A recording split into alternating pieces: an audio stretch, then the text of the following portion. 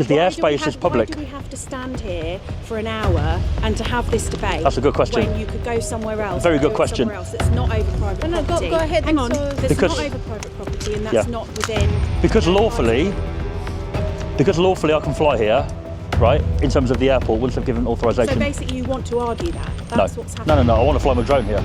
You know, as a reasonable person, you could just go elsewhere. Welcome back to Operation Audit, the channel dedicated to exposing police misconduct and promoting accountability wherever public officials overstep their authority. Today's footage comes from DJE Media, and you'll find a link to their channel in the description below. In this case, DJE arrives at the Fitzwilliam Museum to carry out a drone flight that had already received the necessary authorization. What should have been a straightforward conversation, however, quickly develops into something far more complicated. Instead of making a simple call to verify that permission had been granted, the attending officers spend much of the interaction searching through information on their phones, referring to guidance that doesn't appear to apply to the circumstances, and insisting they are correct despite growing uncertainty.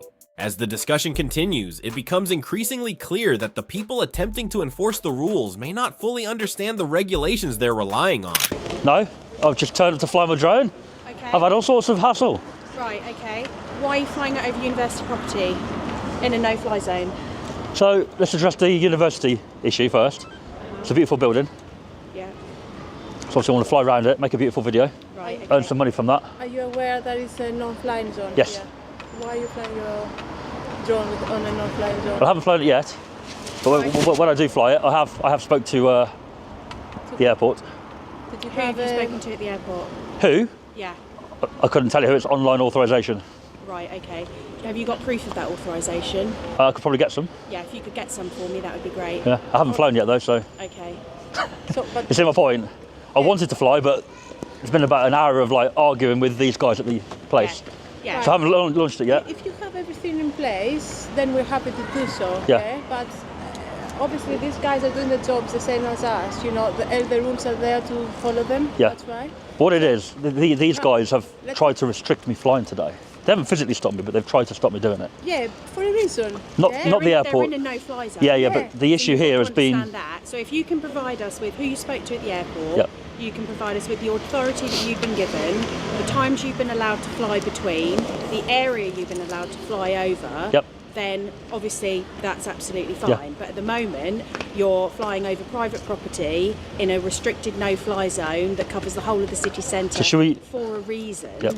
Should we address the first things? The main issue with these guys is me flying over their property. From out there, I'm not going to do it on the land. I will be on the public pathway when I do it. Okay, but that will be entering. So this will be entering No-fly zone. over. No, but it'll be entering over their property. Which is a no-fly zone. That's So the problem. And it's a private property. So, as as I well, explained to this that's gentleman, another problem. The issue with flying here as a drone flyer is, in fact, the airport, right? But their main issue has been me flying over the property. Okay, but it doesn't matter about that. They're in a no-fly Exactly. zone. But if you could tell them Okay, that so lawfully I can fly over here. can't. No, you can't. forget the airport for a second. No, we're not forgetting the airport. That's the reason why you can't fly. Right. Is there's a no-fly zone. Let's pretend that here was We're not in a no-fly pretending. zone. We are. No, As the officers make contact, DJE immediately provides the key piece of information that should have focused the entire interaction. He acknowledges that he is within the airport's flight restriction zone and explains that he has already secured the required authorization from the airport to carry out the flight. That point is central to the situation because the relevant guidance states that flying within an airport flight restriction zone requires permission from the airport, airfield, or air traffic control responsible for the area. In other words, the restriction is not a complete prohibition when the necessary approval has been granted beforehand. The situation becomes even more unusual because the drone hasn't even left the ground. Rather than taking a moment to confirm the permission DJE says he already has, the officers appeared to be treating the encounter as though a violation has already occurred. A quick call to the airport could have clarified the matter almost immediately. not pretending. Yeah, because I've been here for an hour, wasting my time explaining to them that I can fly over their building. You can't fly over their Listen, let me finish. Fly over their building, providing the airport, which is the only issue with flying anywhere here, is okay with it, right?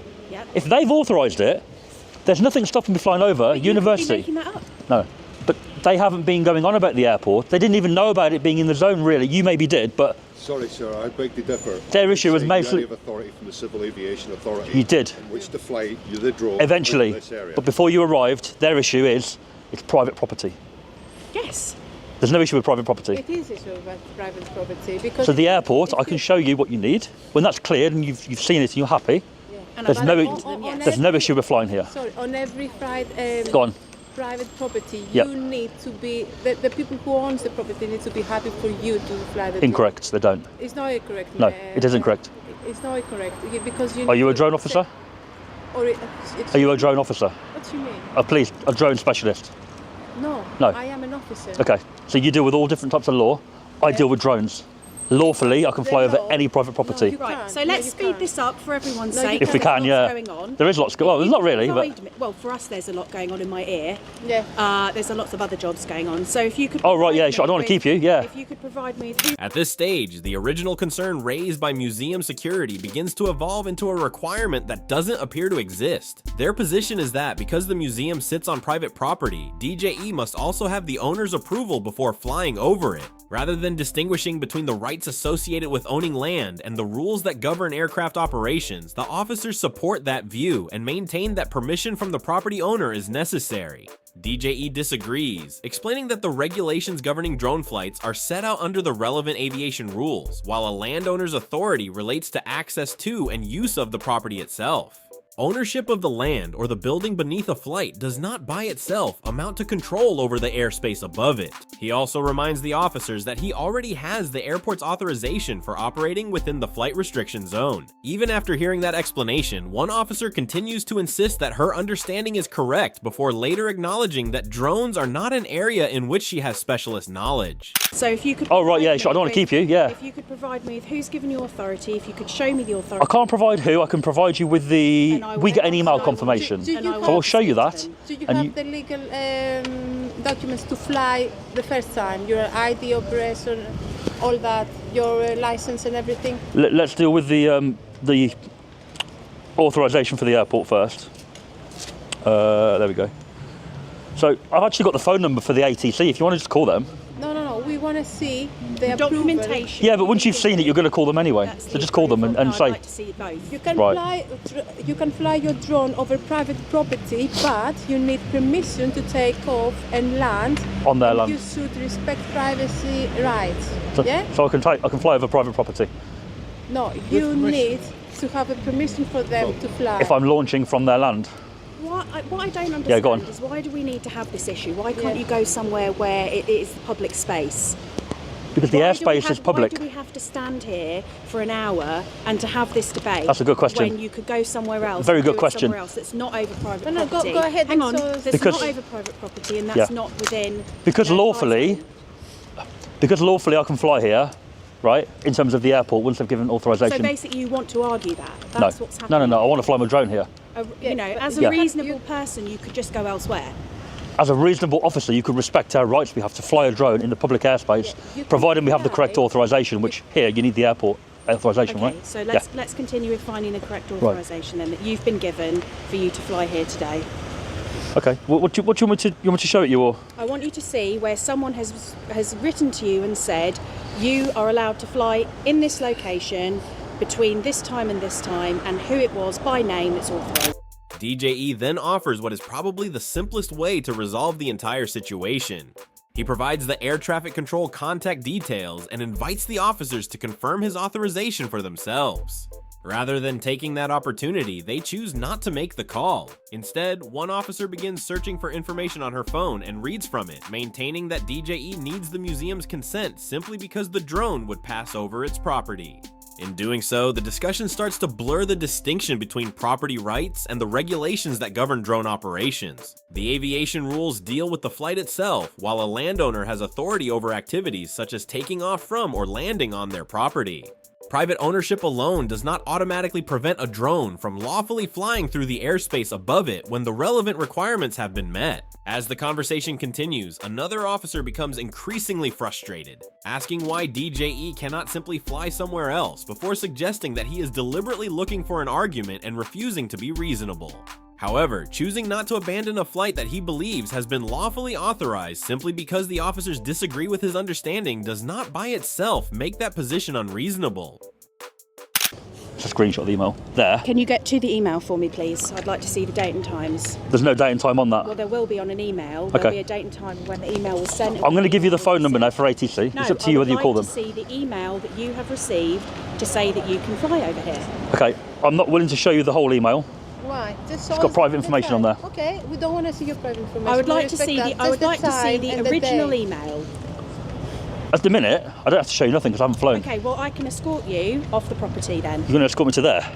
To the pavement, yes. Got no issue going there. Okay, let's right? go. I'm going to fly my drone round here, and when I launch it, I presume you're still going to be here, and then you're going to want to see this. So let's deal with that first. What I'll do is I'll arrest you for breach of the peace because you're not showing me what I'm asking for. I'm trying to. I don't believe you've got an email. You're showing me a screenshot of a photo. You've only got to call them up. All right, I'll tell you what. No, I want to see the authority that you're saying you have received. I'll do your job for you. I'll call them, and I'll put them on loudspeaker for you. Right? It should be you. It should be you doing this, not me. Yes, I agree. But why won't you show me the email that you've received, giving you authority? Because it has personal details in there, and I don't received it. Right. So you think I'm lying? You think I would come here and cause all of these people to come out to me and still wait for you to arrive if I'm going to fly illegally? Really? Yes. Really? Okay. I'll tell you what. On the drone assist app, which I've got up already, there's the no-fly zone which we're in. Can you see that pink circle? Yeah. DJE voluntarily provides a section of the approval email to show that permission exists, but when he chooses not to reveal the entire message, including personal information that is not relevant to the issue, the officer refuses to accept what he has shown and insists on seeing additional details such as the date and time. DJE maintains that he is cooperating by providing evidence of authorization, not being required to prove his innocence, especially when the drone has not even been launched at that point. He had also already given the officers a direct way to confirm the permission themselves by contacting air traffic control, but they chose not to do so. The situation then shifts further when DJE states that he intends to proceed with the flight, and the officer responds by raising the possibility of a breach of the peace while accusing him of being dishonest. However, that power is not as broad as it is being presented during the exchange. Police intervention on that basis requires more than disagreement or a refusal to provide every piece of requested information. It generally relates to an actual breach or a genuinely expected imminent breach involving harm, fear of harm, or significant disruption. A person declining to hand over an entire email and stating they plan to carry out a flight they believe is authorized does not, on its own, establish those circumstances. Email. There's the original email. But if I scroll up, I don't want all my address and stuff showing. Okay, so that's all I was showing you a screenshot for. All right. The flight number there, Bravo Alpha 405. What's your name, please? No names. What's your name? I need to ascertain your name. It's an arrestable offence for you to not give me your name. There's no offence committed, so do not need to provide my name. Please don't abuse your powers, please. There is an offence of you not giving me your name. If you suspect an offence is committed and I don't provide it, yes, there's no offence suspected, officer. Let's deal with the drone flight. Let's check the drone flight's legal first. So who am I going to say has requested to be able to fly their drone if I can't I've just given you, I'm happy to give you the flight number, which is specific to my flight. If they say, yes, that drone flight is scheduled with us today from 10 till 5, below 250, not a toy, no camera. So below 250, not a toy with a camera. There. Below 250, not a toy with camera, no flight ID, but yes, operator ID. Yeah. That's different of what they gave us. I mean, that's on the CAA. I've always known it to be the operator ID only for that particular drone. It's not very clear then. No, it's not that clear, I agree. So,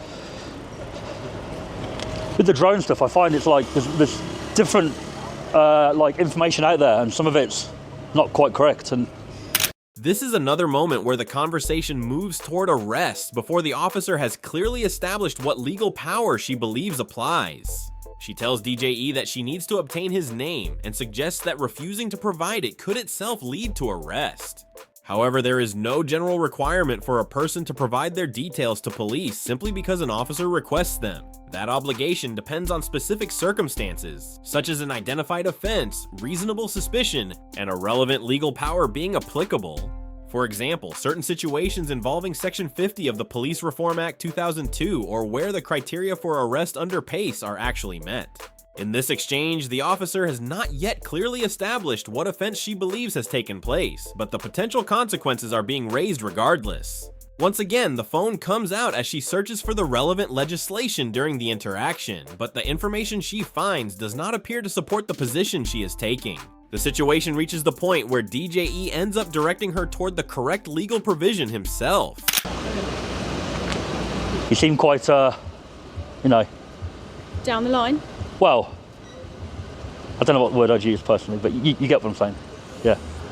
You kind of turned up and it felt for me like you're presuming that don't have the email or I've just turned up and going to fly without any, I'm someone who likes to base things on facts and evidence, not on someone's word, because quite often in the role that we do and the people that we deal with, someone's word isn't true. For sure. So if you can provide me with facts, then I Yeah. will happily let you get on with your day. That's not a problem. Yeah, of course. So that's what we're doing. We'll speak to Cambridge Airport. As long as we've got the correct information and the correct authorisation, Yeah. then There's no issue going over this building, providing that's yes. all it was You earlier. can understand it from the point of view, and from my point of view, just on a bit of a personal level. Yep. You seem quite adamant that this is what you're going to do. Because you've turned up after about an hour of that gentleman you spoke to is quite reasonable. The fact you've been here for an hour as well, why don't you just There go were six- somewhere else? I don't understand. If that was me, So in hindsight, in response to that, me, I would just go somewhere else. but you know I what? wouldn't want to cause this much Okay. fuss over something. You know when this comes back that I'm allowed to fly with the airport, and you told them he's fine, right? If somebody else comes Sorry, in the not future, being rude, but let sure. me just take this. Oh, sorry, yeah. Hello. Okay.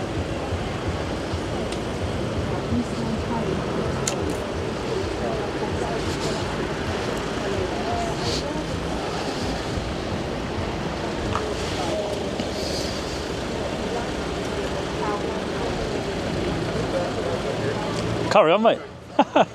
No crime scene. Oh, right, okay, thanks.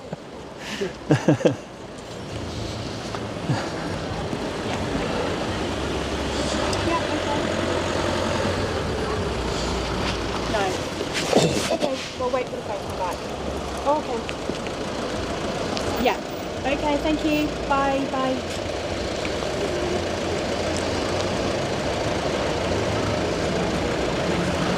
Just in response, if somebody else came to fly, after today, it probably wouldn't happen.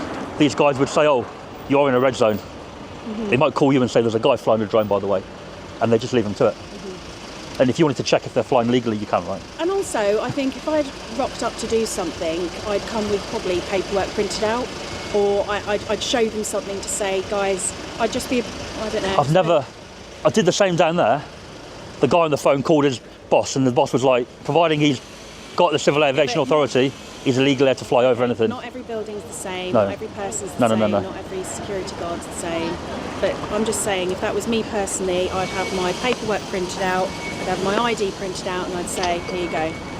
I don't have to provide the ID to them, but I did show... Why wouldn't you?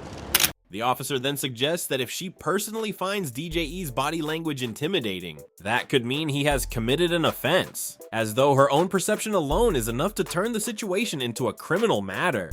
However, that is not how the law operates. Offenses under provisions such as Section 4A or Section 5 of the Public Order Act 1986 require specific elements to be present, including behavior that meets the legal threshold for threatening or abusive conduct, and, depending on the offense, factors such as intent or the causing of harassment, alarm, or distress. Simply disagreeing with an officer, remaining firm in your position, or refusing to leave a location does not automatically meet those requirements. By appearing to label DJE as the issue before first establishing any actual criminal behavior, the officer risks relying more on the concerns raised by security rather than independently assessing the circumstances in front of her. The officers then continue telling DJE to leave and suggest they have other things to deal with, despite the fact that much of the time being spent has come from their own decision to challenge and investigate a flight that DJE was preparing to conduct. What, my ID? Or, you mean my actual ID? Yeah. As in my... My name's John. This is They John don't need to Smith, know, do here we they? are. It's... Why not? they've got members of the public here. They've got Cambridge University students that they're looking after. Cambridge University students aren't allowed to fly drones. On their land, of course not. Yeah, they have to ask permission. So a reasonable person, I feel, would provide that information. I don't see why you wouldn't. I did turn up and provide them with, I showed them the drone size, the weight. I showed them all the legalities. You haven't given the things that your matters. name or anything. They didn't ask for it. To most people, someone's name and a form of ID to show that, you know, you're here for reasonable purposes, you know, that would be quite normal. Their issue was you're flying over private land and you're not allowed to. Yeah. And then I said to this gentleman, I said, the only issue here is the airport. Actually, the airport is an issue. And that's when I showed him where we are on the map. We are actually in the red zone. The officer appears to have reached the point where the legal reasoning is no longer moving the conversation forward, so the focus shifts toward criticizing DJE's decision to rely on his rights. She suggests that he should have provided identification and implies that an ordinary or reasonable person would simply give their details without question. However, what someone considers normal behavior is not the standard used to determine legal obligations. DJE's decision not to provide information that he does not believe he is required to provide cannot automatically be treated as suspicious simply because the officer would prefer a different response. By presenting people who comply without question as reasonable while portraying DJE's refusal as problematic, the discussion moves away from what powers the officer actually has and toward encouraging cooperation through social expectation rather than a clearly established legal requirement. That's my old name. Oh, okay. Yes. Yes, they've confirmed that you have the authority, that's fine. So do as you wish under the regulations that you've been given. Okay. Obviously, this could have been dealt with a lot earlier had you provided the university, which I don't think is unreasonable, with a little bit more information. I mean, I provided them with what I have to sort of legally to make them aware that I'm not a terrorist or whatever, have you know. Something printed but because people This is it's what I more said. easy to have something printed, you know. Can I ask where my old name came from? We are the police. No, because I'm afraid I can't give you I haven't used that name information. for quite a while. Right, I can't And my use operator ID is not with that name. Right. So I'm just curious. I'm afraid I can't give that information out. Right. Okay, so you've got the authority and that's fine. Thank you. Okay, Yeah. all right. Take care. Have a lovely day. Thank you. You too. Are you going to tell the security guard or? After all the back and forth, the challenges, and the repeated disagreements, the conclusion reveals just how avoidable this entire situation was. DJE had provided the solution right at the beginning of the interaction, contact air traffic control, and confirm the permission directly. Instead, he is repeatedly told to wait and remain patient despite having already cooperated and answered the questions being put to him. Eventually, the officers do exactly what DJE suggested from the outset. They make the call and air traffic control confirms that the flight is authorized and that DJE can proceed. A single verification at the start could have resolved the matter almost immediately. That is what makes the encounter stand out. DJE was not discovered breaking a rule and then given permission to continue. He arrived having already taken the steps required, while the officers spent much of the interaction attempting to find a reason why his explanation could not be correct. In the end, there was no arrest, no equipment being taken, and no instruction preventing the flight from going ahead. The outcome was simply confirmation that DJE could continue with the activity he had planned before the conversation began. Situations like this highlight that effective policing is not always about taking action. Sometimes it is about recognizing when action is unnecessary. If you found this breakdown useful, be sure to like the video, share it with others, and subscribe to support the channel and keep public accountability discussions going. And I'll see you in the next one.